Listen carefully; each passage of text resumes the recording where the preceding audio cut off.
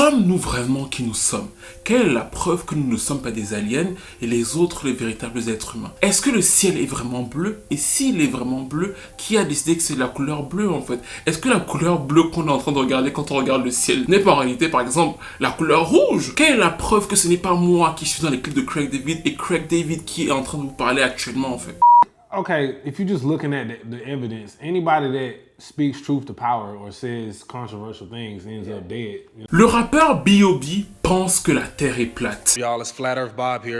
Il est rejoint ainsi par 1/10 des Français, à savoir plus de 6 millions de personnes qui sont rejoints eux-mêmes par 12 millions d'Américains. Toutes ces personnes-là pensent qu'en réalité, on nous a menti. Encore des mots, toujours des mots, les mêmes mots, rien que des mots. Bon, honnêtement, j'ai envie de vous dire que pour moi, c'est un peu un problème de riche, quoi. C'est-à-dire que la Terre soit ronde, carrée, triangle, ça ne change pas l'évolution de mon Tipeee ou ça ne fait pas baisser mon loyer, en fait. C'est-à-dire que si on me disait, par exemple, que si la Terre devient ovale, le prix de mon loyer baisserait de 75%, de 80%, je serais dans la rue. Mais là, il faut bien avouer que c'est pas le premier sujet qui me passionne. En revanche, c'est à partir de cet événement-là qu'on va voir la descente aux enfers d'un des artistes les plus talentueux. Je ne dis pas rappeur parce que, effectivement, B.O.B. a signé des tubes que tout le monde connaît.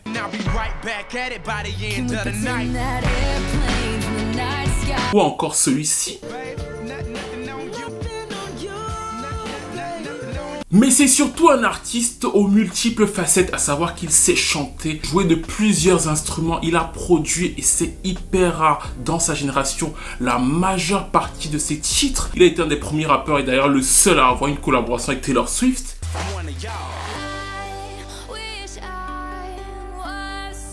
Il pouvait se faire une place, certains vous diront même qu'il allait se faire une grosse place parce qu'après 2 albums certifiés disque de platine et après de multiples hits partout dans le monde, on peut se dire qu'on est prêt pour rester dans le game. Mais ça, c'était sans compter sur sa propre bouche. À savoir que B.O.B. va non seulement déclarer que la Terre était plate, mais il va enchaîner par la suite sur de nombreuses théories complotistes. Au début, on va en rire et on va commencer à moins en rire. Quand il va, essayer de nier l'Holocauste, et ensuite l'esclavage. Et tout ça va avoir un impact assez dévastateur sur sa carrière. C'est l'une des histoires les plus folles dont on ait parlé sur cette chaîne. N'hésitez pas à liker, à commenter, à partager, à vous abonner à la chaîne en cliquant sur la petite cloche. Et c'est le début. Bobby Ray Simpson Jr.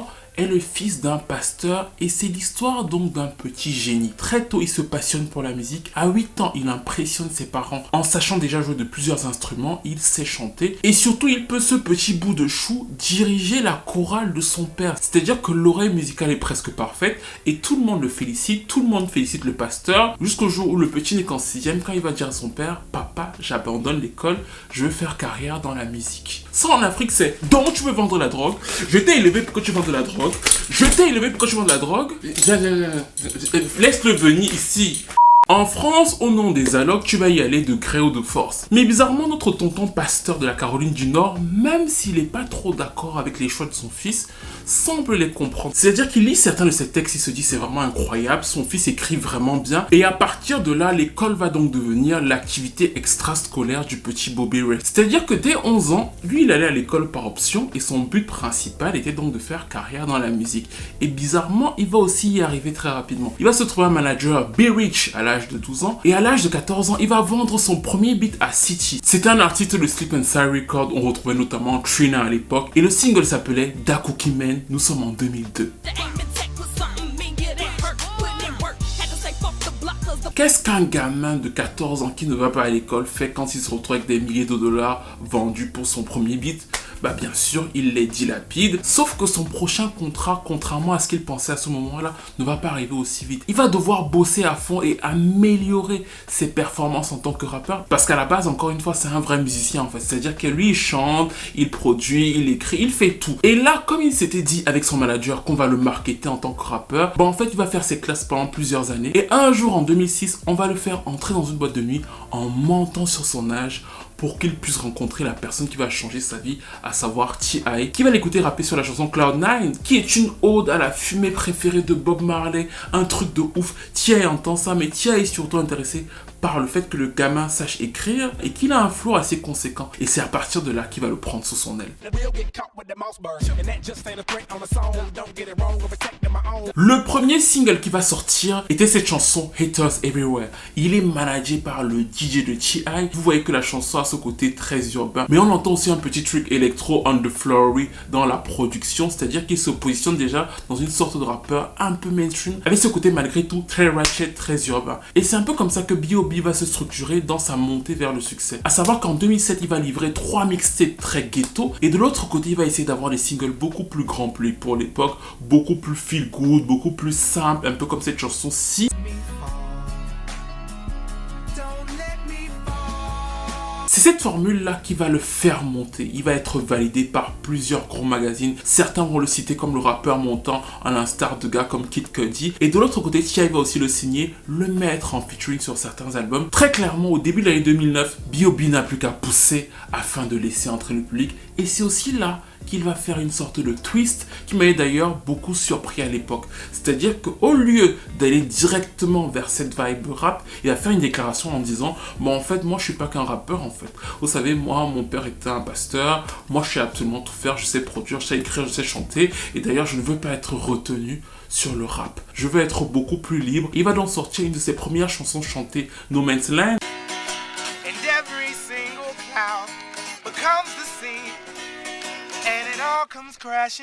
Il va faire des reprises de Manu Chao, c'est-à-dire qu'il va vraiment se mettre à chanter. Je me rappelle d'ailleurs que le jour où Michael Jackson est mort, on le voyait avec sa guitare en train de chanter dans les rues. C'est bizarre de voir un rappeur en train de jouer de la guitare comme ça en fait. B.O.B, whose real name is Bobby Ray, says he feels a responsibility to carry on the creative torch.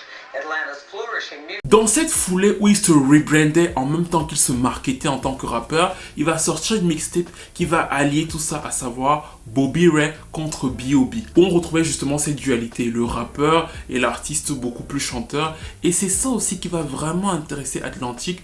Pourquoi? Parce que nous sommes dans une période où le son est beaucoup plus pop. Donc quand ils vont voir ce rappeur un peu talentueux, un peu nouveau et qui joue un peu les schizophrènes, je ne sais pas si je suis chanteur, je ne sais pas si je suis rocker, je ne sais pas si je suis urbain, ils vont se dire peut-être que c'est le parfait mélange. Ils avaient notamment une chanson que depuis plusieurs années, ils suppliaient un artiste de chanter, à savoir Lupe Fiasco. La chanson s'appelait Nothing on You. Et Lupe, pour ceux qui le connaissent, n'était pas vraiment enchanté à l'idée de faire ce crossover trop pop. Donc quand ils vont voir B.O.B, ils vont dire bah en fait, donnons-lui la chanson. C'était en plus un featuring de Bruno Mars et ça va cartonner. Sur la même formule de rap pop, il va enchaîner avec Airplanes qui va aussi être un immense succès pour lui et qui va donc le confirmer en tant qu'un de ces nouveaux rappeurs qui séduit la scène pop.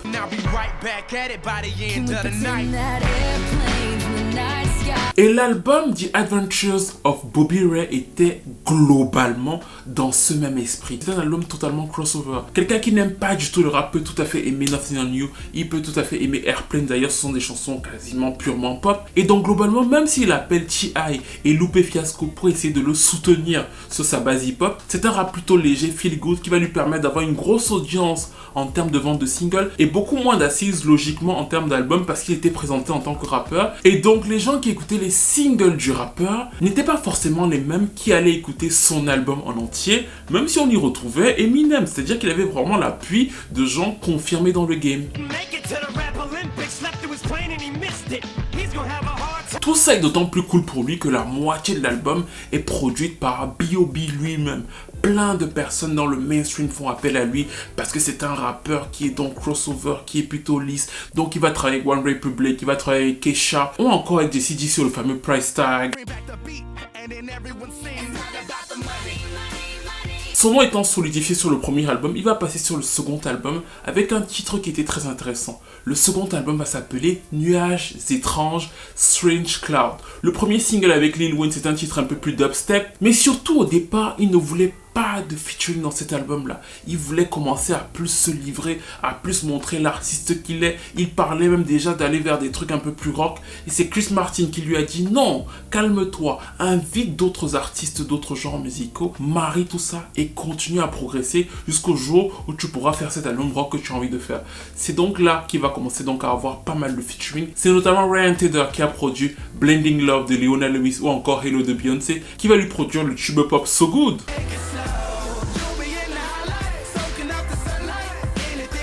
Et jusqu'à ce jour, il a la seule collaboration de Taylor Swift sur un refrain rap, à savoir Both of Us, qui va aussi être un succès.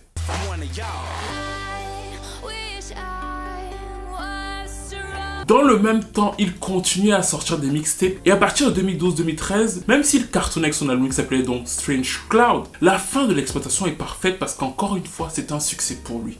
Mais il se rend quand même compte qu'il est devenu de plus en plus mainstream et que ses mixtapes ont beaucoup moins d'écho dans la rue. C'est-à-dire qu'à chaque fois il sort des mixtapes, mais elles ont moins d'écho et on voit beaucoup ces tubes pop et les gens se disent c'est pas un vrai rappeur lui. Sauf qu'il sait que pour rester sur le très long terme, il faut rassurer sa fanbase hip-hop et c'est exactement ce qu'il va faire sur le troisième et qui était totalement contradictoire avec tout ce qu'il avait dit avant, à savoir que je veux me libérer de tout ça. Là il va faire un album complètement ghetto et complètement éloigné de l'image qu'il avait construite au cours des 3 premières années. Ça donnait ça comme premier single.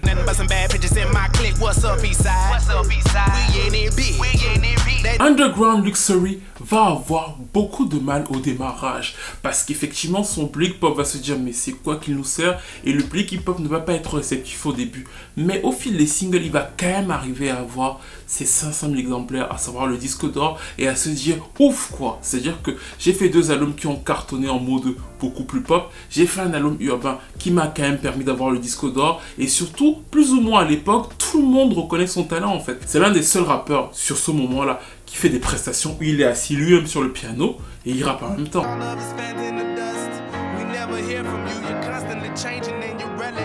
Donc après ce troisième album en 2013, il avait plus ou moins échappé au pire, il fallait maintenant construire la suite. Il va commencer à sortir plusieurs petites mixtapes par-ci par-là, notamment pour s'évader de son contrat avec T.I. parce que là il veut fonder son propre label qui va s'appeler No Genre. Et la première mixtape où ça va commencer à ticker, c'était en fin 2015, elle s'appelait NASA. Dans cette mixtape, il affirmait plus ou moins qu'il pensait que la Terre était plate. Quand il va dire ça, les gens vont se dire non, il est en train de rigoler. C'est un rap, c'est de l'ego trip, c'est dans sa mixtape, c'est plus ou moins passager. Sauf qu'en janvier 2016, alors qu'il annonce qu'il va sortir 3 mixtapes et un album, il va aller sur Twitter et il va dire qu'il pense que la Terre est plate. Bon, personne ne lui avait demandé, hein. Il est vraiment venu donner son opinion parce qu'il le pensait fort. C'est quelque chose qui passionnait son cœur. Et là, un astrophysicien reconnu aux États-Unis, à savoir Neil Tyson, a essayé de le raisonner publiquement en lui disant non, en fait. Franchement, la Terre est ronde, et il lui a donné plusieurs exemples pour lui expliquer que la Terre était ronde. Et là, B.O.B. s'est braqué en disant que non, la Terre est plate. Il pense principalement que la Terre est plate pour 2 choses. C'est-à-dire qu'il nous a montré plusieurs clichés qu'il a tweetés, il a mis sur Instagram, il a mis partout, pour dire que qu'importe l'endroit où on filme la Terre, il ne voit jamais la courbe. C'est-à-dire que si la Terre est ronde, selon lui, il faut qu'il y ait un endroit où effectivement ça devient rond, quoi. Sauf que c'est toujours plat. Donc pour lui, vu que effectivement sur toutes les photos qu'il montre, c'est toujours plat, bah la Terre est plate. La deuxième chose selon lui, c'est que la Terre ne tourne pas autour du Soleil.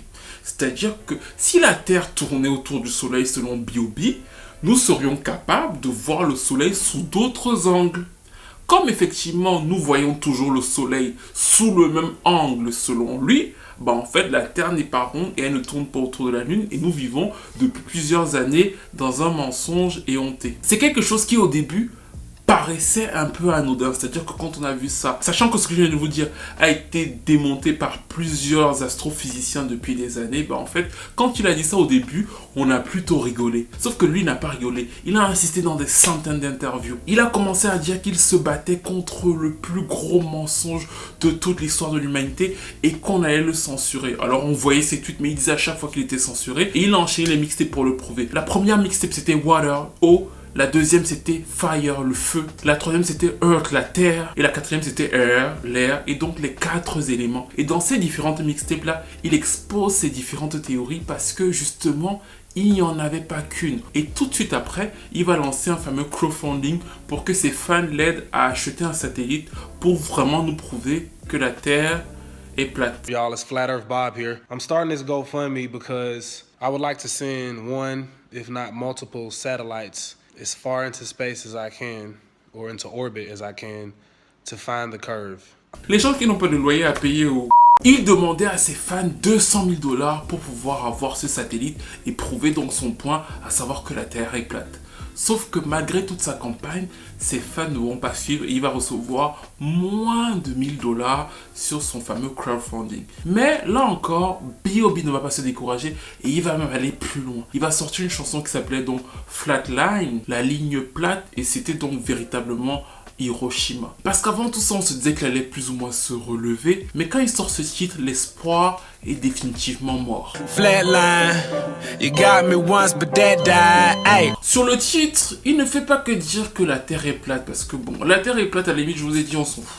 Voilà. En vrai, on aurait pu lui passer ça. Je pense que même ses fans qui n'ont pas participé à son crowdfunding se sont dit, frère, rentre en studio et fais-nous un album. Mais sur Flatline, il va encore plus loin. Déjà, pour lui, la science n'est pas une réalité, c'est un culte dans lequel nous sommes tous endoctrinés. Ensuite, il se met dans les pieds de Malcolm X en disant que ce que je dis ici va faire en sorte que je risque ma vie pour vous, le peuple, qui n'arrivez pas à comprendre ce que je dis. Bien sûr, tout ce dont on a parlé avant, à savoir la Terre qui est plate, l'héliocentrisme, sont toujours ses fers de lance, mais il va plus loin. Il commence aussi à parler du clonage humain en disant que l'État américain clone les célébrités et pour preuve, selon lui, c'est la NASA qui organise tout ça et cette NASA-là dépend directement du département de la défense américaine. Sauf que ce n'est pas vrai, la NASA répond à la Maison Blanche. Mais on va même tomber dans l'ignominie parce qu'à un moment, dans la chanson, il remet en cause l'Holocauste. Il dit d'aller voir certains chercheurs qui ont remis en cause le fait que des millions de juifs ont été tués sous Hitler et mieux encore, c'est vrai que ce n'est pas très drôle.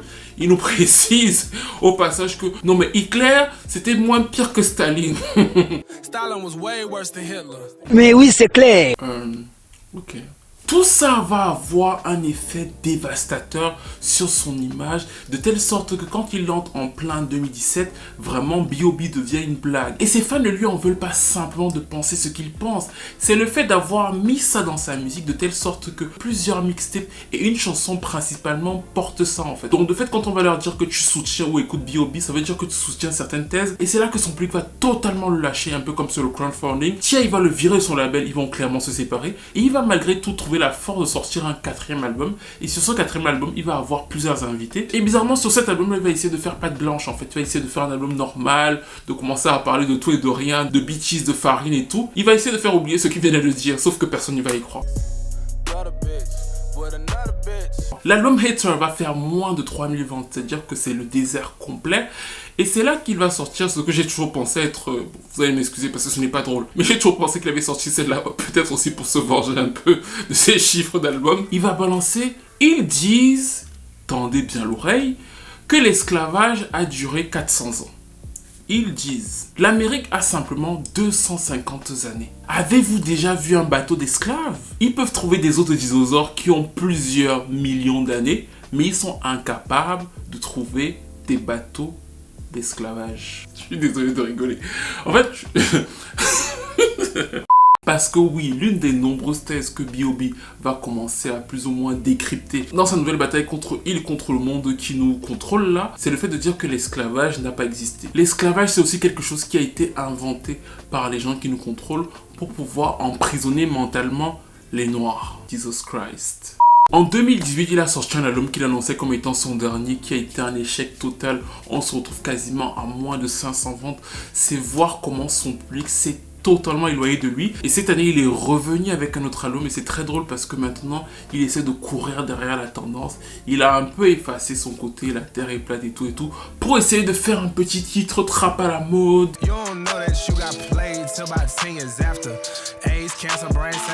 Il a tout perdu. Sa carrière est quasiment aujourd'hui détruite. Et pourtant, ces albums sont certifiés. Pourquoi? Parce que ces tubes pop des 2 premiers albums continuent à être pas mal streamés. Donc les gens écoutent encore ces premiers tubes. Mais pour le garçon prometteur plus ou moins qu'il était, pour le musicien qui voulait faire bouger les gens, montrer qu'il joue de la guitare, il joue du piano, tout ça s'est complètement envolé au prix de ces théories, parce qu'il faut encore une fois comprendre que B.O.B.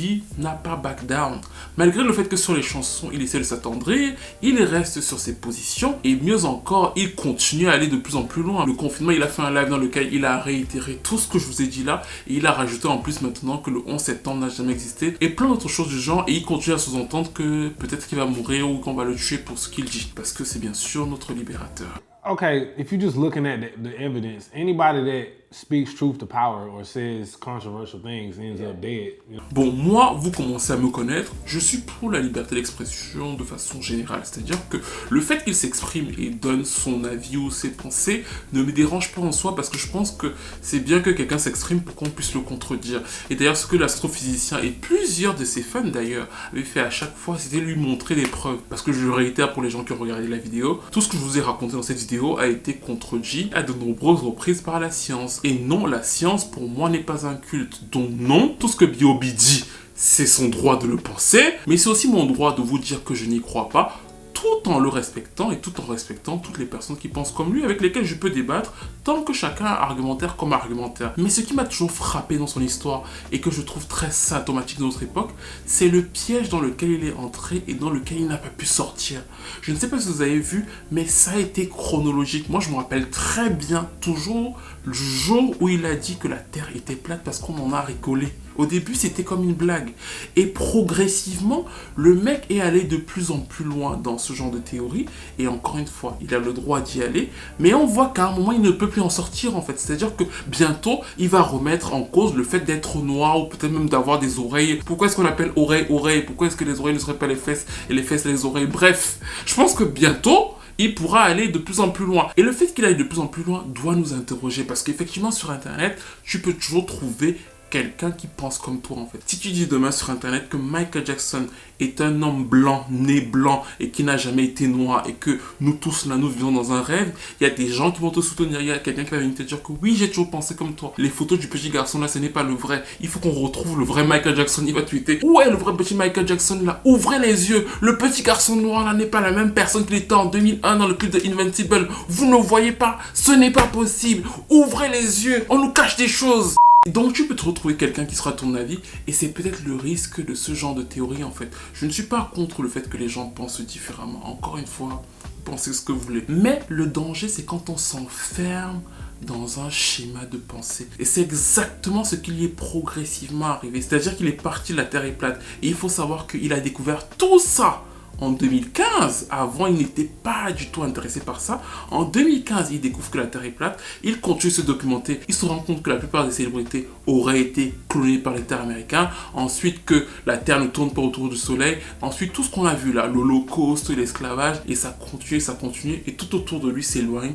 Tout le monde l'abandonne parce qu'il n'arrive plus à sortir de ce schéma-là. Rien n'est plus remis en cause. Tout ce que lui-même dit en prétendant remettre en cause un dogme est lui-même inscrit dans un autre dogme. Bref, nous arrivons donc à la fin de cette analyse sur B.O.B. et j'imagine que nous avons tous plus ou moins une personne dans notre entourage, plus ou moins proche ou éloignée, qui pense des choses différentes de nous et qui peut souvent aller très loin. Ça, c'est pas très grave en fait. C'est-à-dire que je pense encore une fois que les gens ont le droit de penser ce qu'elles veulent penser. En revanche, faisons quand même attention, surtout pour les plus jeunes, à ne pas les laisser tomber dans des schémas de pensée dans lesquels ils ne sortiraient pas en fait. C'est bien de dire que tel est ceci, telle théorie, tel cela, mais c'est aussi bien de pouvoir être contredit, c'est aussi bien de pouvoir discuter, c'est aussi bien de pouvoir échanger avec des gens qui ont des opinions contraires. Tout ça là est essentiel dans la vie en société et tout ça peut cruellement manquer dans l'ère des réseaux sociaux au-delà de la carrière donc désormais morte de B.O.B.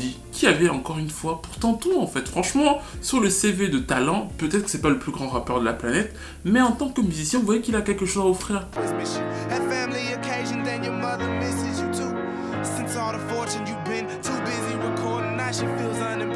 Que pensez-vous de sa carrière, de comment elle a été menée et de comment cette carrière s'est terminée? Est-ce que c'est légitime? Est-ce que ce n'est pas légitime? Est-ce que ses fans auraient dû soutenir? Où étiez-vous pour pouvoir financer son voyage en satellite pour prouver que la Terre est plate? Encore une fois, je vous dis tout de suite pour les gens qui vont venir dans les commentaires que l'Holocauste ou bien l'esclavage n'ont pas existé. Je me permets de répéter ici que tout ce qui a été dit dans cette vidéo par B.O.B. est factuellement, historiquement et scientifiquement faux. Peut-être que c'est lui qui a raison et moi je mourrais bête, mais moi j'assume de mourir dans la bêtise, il n'y a pas de souci. Mais dites-moi ce que vous pensez de cette histoire. Est-ce qu'il méritait donc de perdre sa carrière comme il l'a perdu à cause de ça? N'hésitez pas à liker, à commenter, à partager, à vous abonner à la chaîne. Et je vous retrouve très vite pour une nouvelle vidéo.